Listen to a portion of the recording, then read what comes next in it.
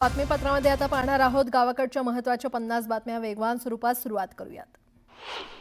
मध्य रेल्वेच्या कर्जत स्टेशनमध्ये अभियांत्रिकी कामासाठी शुक्रवार आणि रविवारी दुपारी विशेष ट्रॅफिक आणि पॉवर ब्लॉक घेण्यात येणार आहे।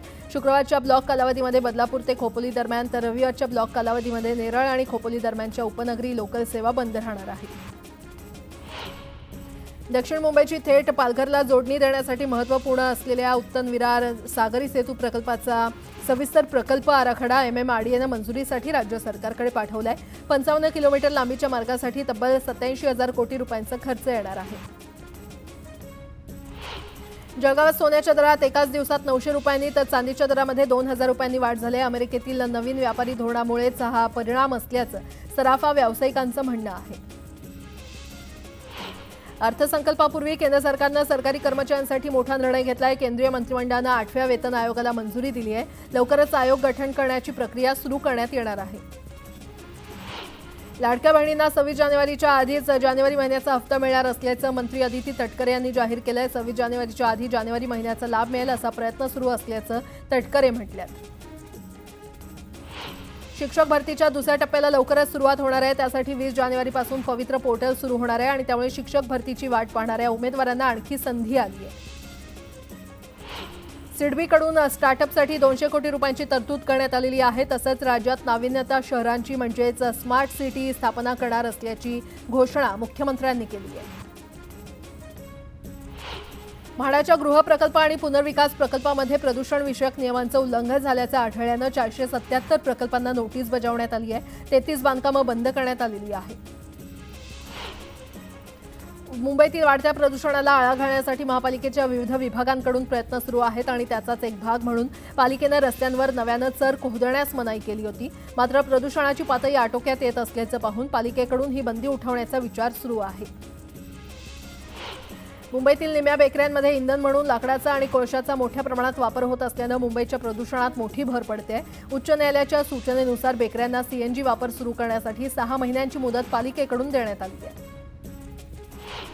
एकीकडे कमी होणारी प्रेक्षक संख्या, दुसरीकडे शासन कराच्या ओझ्याखाली गुदमरलेल्या चित्रपटगृहांची संख्या दिवसेंदिवस कमी होत चालली आहे। राज्यात कधी काळी 1400 चित्रपटगृह होती, आता त्यातील 900 चित्रपटगृह बंद आहेत। 400 चित्रपटगृह कशीही सुरू आहेत। कोस्टल रोड लगत जाहिरात होर्डिंग लावण्यासाठी मुंबई महापालिकेला दिलेल्या मंजुरीसंदर्भात पर्यावरणवाद्यांनी घेतलेल्या आक्षेपांची केंद्रीय पर्यावरण, वन आणि हवामान बदल मंत्रालयानं गंभीर दखल घेतली आहे। या आक्षेपांमध्ये तथ्य आढळल्यास आणि होर्डिंगमुळे नियमांचा भंग होत असल्यास योग्य ती कार्यवाही करावी असे निर्देश देण्यात आले। KEM रुग्णालयामध्ये 20 जानेवारीला फॅटी लिव्हर क्लिनिक सुरू करण्यात येणार आहे। लिव्हरशी संबंधित आजारांबाबत प्रसिद्ध अभिनेते अमिताभ बच्चन जनजागृती करणार आहेत, अशी माहिती रुग्णालय अधिष्ठाता डॉक्टर संगीता रावत यांनी दिली आहे।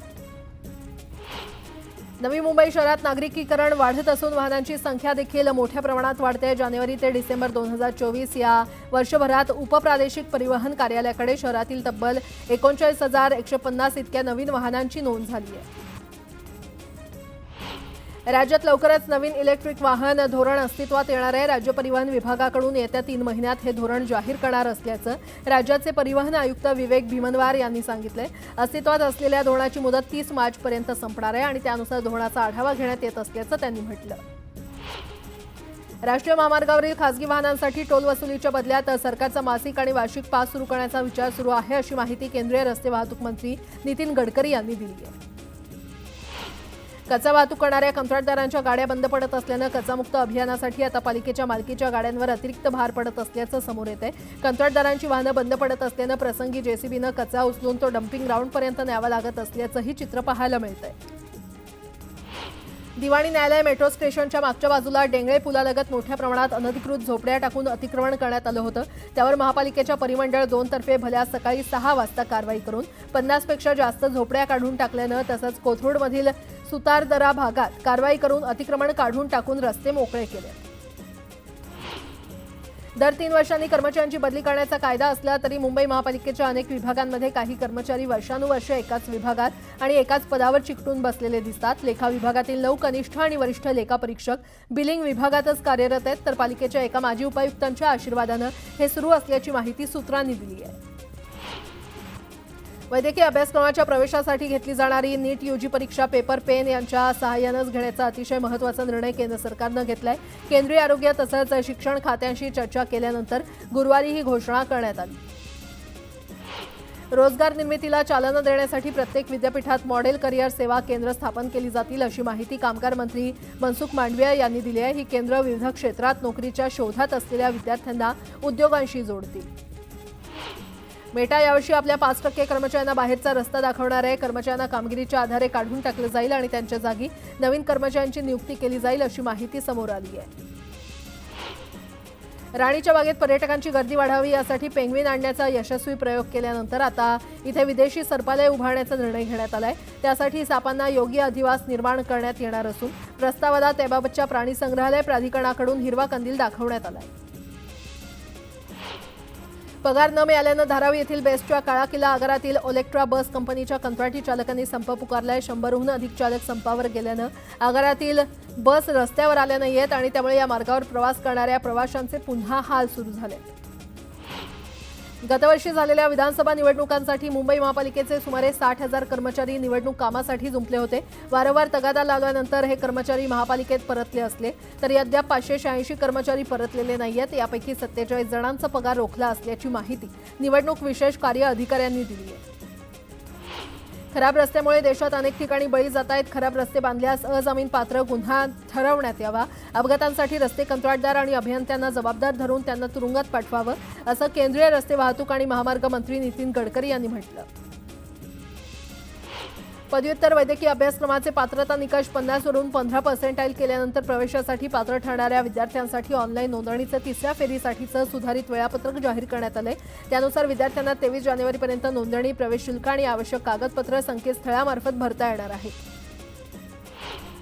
मुंबईत तोट्यात असलेल्या एसटीला नफ्यात आणण्यासाठी महाराष्ट्र राज्य परिवहन महामंडळाकडे पडून असलेल्या तब्बल 1800 हेक्टरपैकी 1200 हेक्टर वापरण्यायोग्य जमीन भाडेतत्वावर बांधा, वापरा आणि हस्तांतरित करा या योजनेच्या माध्यमातून 5 वर्षात विकसित करणार असल्याची माहिती परिवहन विभागाच्या खात्यानं दिली आहे।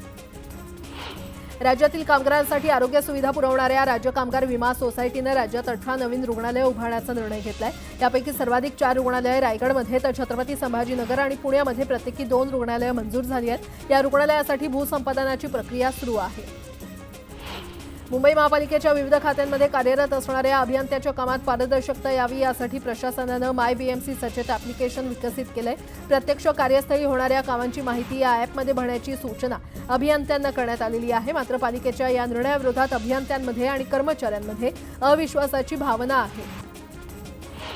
अनधिकृत बांधकामातील रहिवाशांना बांधकामावरील मालकी हक्क हा बेकायदा कागदपत्रांच्या आधारे मिळाले आहे। त्यामुळे अशा रहिवाशांना कोणतंही संरक्षण देता येणार नाही असं निरीक्षण उच्च न्यायालयानं नोंदवलंय। तसंच भिवंडीजवळील काल्हेर स्थित एका गृहसंकुलातील 5 बेकायदा इमारतींना पाडकाम कारवाईपासून संरक्षण देण्यास न्यायालयानं नकार दिलाय। पादचारी पुलाचा वापर होत नसल्याचं समोर आल्यानंतर पुणे महापालिकेनं या पादचारी पुलांचा आढावा घेण्यास सुरुवात केली आहे। या पुलांवर तातडीनं स्वच्छता मोहीम राबवून क्षेत्रीय कार्यालयांकडे पुलांच्या स्वच्छतेची जबाबदारी देण्याचा निर्णय घेण्यात आलाय। पुणे शहरातील गरजू महिलांना रोजगाराची संधी उपलब्ध करून देण्यासाठी गुलाबी रिक्षा खरेदी करण्यास अर्थसहाय्य देण्याचा निर्णय महापालिकेनं घेतलाय। राज्य सरकारनं नुकतीच पिंक ई रिक्षा योजना राज्यात लागू केलेली आहे, त्याची अंमलबजावणी महापालिकेनं केली आहे। पर्यावरणाभिमुख गणेशोत्सवाच्या नाऱ्याला अधिक बळ देण्यासाठी पीओपी बंदीची यावर्षीपासून काटेकोर अंमलबजावणी करण्याचा निर्णय ठाणे पालिकेनं घेतलाय। ठाणे पालिका मूर्तिकारांना माती आणि जागा देणार आहे। मुख्यमंत्री फडणवीसांच्या नेतृत्वाखालील मंत्रिमंडळात सामाजिक न्याय खात्याचे मंत्रिपद भूषवत असतानाही सिडको महामंडळाच्या अध्यक्षपदावरून स्वतःहून पायउतार न झाल्यानं राज्य सरकारनं अखेर संजय शिरसाट यांना सिडकोच्या अध्यक्षपदावरून हटवलेलं आहे। नगर विकास विभागानं यासंदर्भातील शासन निर्णय जारी केला आहे। कोल्डप्लेच्या मुंबईमधील कॉन्सर्टची उत्सुकता सध्या शिगेला पोहोचलेली आहे। मुंबईमध्ये 18, 19 आणि 21 जानेवारीला नेरूळच्या डॉक्टर DY स्टेडियमवर ही कॉन्सर्ट होणार आहे। ब्रिटिश बँड कोल्डप्ले सध्या music of the space world टूरमध्ये भारतात आलंय। बँडमधील क्रिस मार्टिन मुंबईमध्ये दाखल झालाय। नवी मुंबईमध्ये होणाऱ्या कोल्डप्ले कार्यक्रमाच्या ऑनलाईन तिकिटांचा काळाबाजार झाल्याच्या आरोपाच्या निमित्तानं एक महत्त्वाचा आणि चिंताजनक मुद्दा जनहित याचिकेतून उपस्थित करण्यात आला। मात्र हा काळाबाजार रोखण्यासाठी मार्गदर्शक तत्त्व किंवा ठोस उपाययोजना राज्य सरकारच आखू शकतं, तो अधिकार राज्य सरकारलाच असल्याचं उच्च न्यायालयानं स्पष्ट केलंय। नवी मुंबईमध्ये प्रथमच जागतिक कीर्तीच्या कोल्डप्ले या संगीत कार्यक्रमाचं आयोजन करण्यात आलंय आणि या संगीत कार्यक्रमाला लहान मुलांना घेऊन जाण्यावर जिल्हा बाल संरक्षण विभागाकडून बंदी घालण्यात आली आहे. लहान मुलांना संगीत कार्यक्रमातील आवाजामुळे होणारा त्रास लक्षात घेता ही अधिसूचना जाहीर करण्यात आली आहे. बाजारात नवीन तांदूळ विक्रीला आला असून जुन्या तांदळापेक्षा नवीन तांदळाचे दर वाढलेले आहेत. गेल्या वर्षीच्या तुलनेमध्ये यावर्षी तांदळाच्या दरात 10 ते 12 रुपयांची वाढ झाली आहे. रत्नागिरी जिल्ह्यामध्ये भात उत्पादन मोठ्या प्रमाणात घेण्यात येतं. राज्यातील बाजार समितीमध्ये सोयाबीनची आवक 70,035 इतकी झालेली आहे, तर सोयाबीनला 4,040 रुपये प्रति क्विंटल इतका दर मिळाला आहे. मकर संक्रांती निमित्तानं बाजारपेठेमध्ये गुळाची मागणी वाढलेली आहे. सांगलीतील बाजार समितीमध्ये दररोज सरासरी 518 क्विंटलपर्यंत आवक होते. सौद्यामध्ये सर्वसाधारण दर 3,720 ते 4,140 रुपयांपर्यंत मिळतोय. राज्यात एकूण 93,514 क्विंटल कांद्याची आवक झाली होती, ज्यात 56,746 क्विंटल लाल कांद्याची आवक झाली आहे. लाल कांद्याला सर्वाधिक आवकेच्या चांदवड बाजारात कमीत कमी 1,000 तर सरासरी 1,800 असा दर मिळाला आहे. देशभरातील बाजार समित्यांमध्ये ऑक्टोबर ते डिसेंबर 2024 या सोयाबीन विक्रीच्या मुख्य काळात 46 लाख टन सोयाबीनची आवक झाली. त्यापैकी डिसेंबर अखेर नाफेडच्या वतीनं देशभरातील विविध खरेदी केंद्रांवर 8.12 लाख टन सोयाबीनची हमी भावानं खरेदी करण्यात आली. पुण्यात ऊस गाळप हंगामानं आता जोर पकडलाय. बदलत्या हवामानामध्ये पुणे विभागात 114,92,000 टन ऊसाचं गाळप पूर्ण झालंय. 8.88% उतार्यानुसार 3,000 क्विंटल साखरेचं उत्पादन झालंय, तर राज्यात सर्वाधिक उतारा कोल्हापूर विभागात 10% इतका आहे. जळगावात गांजा विक्री करणाऱ्यांसाठी आलेल्यांना सापळा रचून अटक करण्यात आली आहे. आरोपींकडून 4.5 किलो गांजासह 2,31,000चा मुद्देमाल जप्त करण्यात आलाय. स्थानिक गुन्हे शाखेनं ही कारवाई केली आहे. जळगावात अनेक शेतकऱ्यांकडून खतांच्या टंचाईच्या तक्रारी वाढलेल्या असताना दुसरीकडे जिल्हा परिषदेच्या कृषी विभागानं जिल्ह्यात खतांचा मुबलक साठा असल्याचं सांगितलंय. जिल्ह्यामध्ये 1,22,000 मेट्रिक टन साठा शिल्लक असून शेतकऱ्यांना खतांची कोणतीही अडचण नसल्याचं स्पष्ट केलंय. गेल्या 11 महिन्यांमध्ये मुंबई शहर आणि उपनगरात 48,343 गुन्ह्यांची नोंद झाली आहे. 450 घटना चोरीच्या उद्देशानं हल्ला केल्याच्या आहेत, तर 431 घटनांची उकल करण्यात पोलिसांना यश आलंय. भिवंडी महानगरपालिका क्षेत्रात अनधिकृतपणे नळ कलेक्शन घेणाऱ्यांवर महानगरपालिकेनं कारवाई केलेली आहे. महानगरपालिकेची कोणतीही परवानगी न घेता अनधिकृतपणे रस्ता खोदून जलवाहिनीला छिद्र पाडून नळ कनेक्शन घेतल्या कारणानं संबंधितांवर ही कारवाई करण्यात आली आहे. विठ्ठलवाडी पोलीस ठाण्याच्या हद्दीमध्ये एका विवाहितेचा तिचा पती, सासू आणि नणंदेनं छळ केला. या प्रकरणी कोर्टाच्या आदेशानंतर तिघांविरोधातही गुन्हा दाखल करण्यात आलाय. बदलापुरात साई वेदांत या नव्यानं उभ्या राहत असलेल्या इमारतीच्या 5व्या मजल्यावरून पडून एका 4 वर्षीय मुलीचा दुर्दैवी मृत्यू झाला. इमारतीमध्ये काम करणाऱ्या मजुराची ही मुलगी असून इमारतीला कोणत्याही प्रकारची संरक्षक जाळी या ठिकाणी लावली नव्हती आणि त्यामुळे हा अपघात घडल्याचं बोललं जात आहे. या प्रकरणी बांधकाम व्यावसायिकावर गुन्हा दाखल करण्याची मागणी होती आहे. वसई वाहतूक विभागानं रात्रीच्या वेळी अनधिकृतपणे धावणाऱ्या रिक्षांवर मोठी कारवाई केली आहे. हे चालक प्रामुख्यानं रात्रीच्याच वेळी रिक्षा चालवत असल्यानं महिलांच्या सुरक्षिततेचा मोठा प्रश्न निर्माण झाला होता. कल्याण कसारा रेल्वे मार्गावरील खडावली स्थानकाजवळ 70 वर्षीय वृद्धाला मारहाण करण्यात आली आहे. मारहाण करून वृद्धाकडील सोन्याची चेन आणि मोबाईल घेऊन चोरटे पसार झाले. अभिनेता सैफ अली खानवर हल्ला करणारा अद्यापही फरार आहे. पोलिसांच्या टीमकडून त्याचा शोध घेतला जातोय, मात्र अद्यापही या आरोपीला शोधण्यात पोलिसांना यश आलं नाहीये. दरम्यान सैफवर हल्ला करणारा आरोपी सीसीटीव्हीमध्ये कैद झालाय. क्राईम ब्रांचची टीम अभिनेता सैफ अली खानचा जबाब नोंदवणार आहे. चाकू हल्ल्यावेळी नेमकं काय घडलं याचा उलगडा सैफच्या जबाबातून समोर येणार असल्याची दाट शक्यता आहे.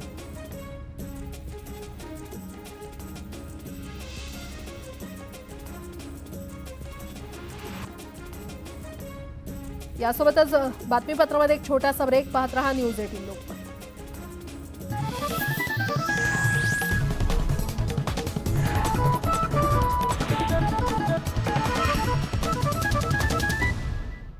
फेरीवाल्यांच्या न्याय हक्कासाठी आरपीआय आठवले गटानं भीक मागो आंदोलन केलं. फेरीवाल्यांचं पुनर्वसन करा अशी मागणी करण्यात आली, तर पात्र फेरीवाल्यांवर पोलीस प्रशासन अन्याय करत असल्याचा आठवले गटानं आरोप केला. धारावी पुनर्वसन प्रकल्पाला मालाड-आक्सा गावातील गावकऱ्यांनी विरोध केला. आमदार असलम शेख याच्या नेतृत्वात गावकऱ्यांनी जमीन मोजणीसाठी आलेल्या प्रशासकीय अधिकाऱ्यांना हुसकावलं.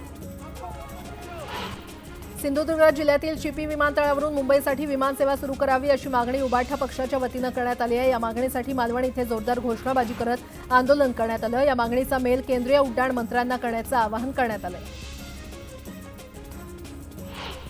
अहिल्यानगर जिल्ह्यातील श्री सिद्धिविनायक मंदिर सिद्धटेक येथे अनधिकृतपणे उभारण्यात आलेल्या थडग्यांविरोधात सकल हिंदू समाज आक्रमक झाला. अनधिकृत बांधकाम हटवण्यासाठी मोहीम राबवण्याचा निर्धार सकल हिंदू समाजानं केलाय.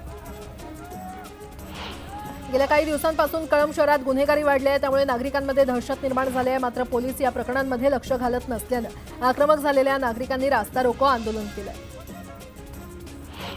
दूध आणि दुग्धजन्य पदार्थांची भेसळ होत असल्याचं लोकांचं मत आहे आणि त्यानंतर एका दिवसात 1062 नमुने तपासले असून त्याचा 2 दिवसात अहवाल मिळेल अशी माहिती अन्न आणि औषध प्रशासन मंत्री नरहरी झिरवळ यांनी दिली आहे. साताऱ्यातील कराडमध्ये पुन्हा एकदा रेती माफियांची चर्चा सुरू झाली आहे. कराडच्या कृष्ण कोयना प्रीती संगमावर राजरोसपणे अवैधरित्या माती उपसा केली जाते. दरम्यान या उत्खनन करणाऱ्यांवर कधी कारवाई होणार असा सवाल पर्यावरण प्रेमींनी केलाय.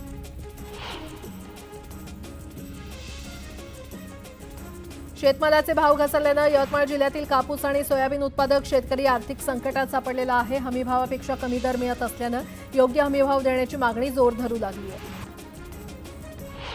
बुलढाणा जिल्ह्यातून जाणाऱ्या मुंबई नागपूर समृद्धी महामार्गावर मद्यपान करून वाहनं चालवणाऱ्या संख्येत वाढ होते आणि दरम्यान बुलढाण्याच्या मेहकरजवळ दारूच्या बाटल्यांचा सडा पडल्याचं दिसून येत आहे. त्यामुळे महामार्ग वाहतूक पोलिसांकडून वाहन चालकांची चाचपणी होतीये.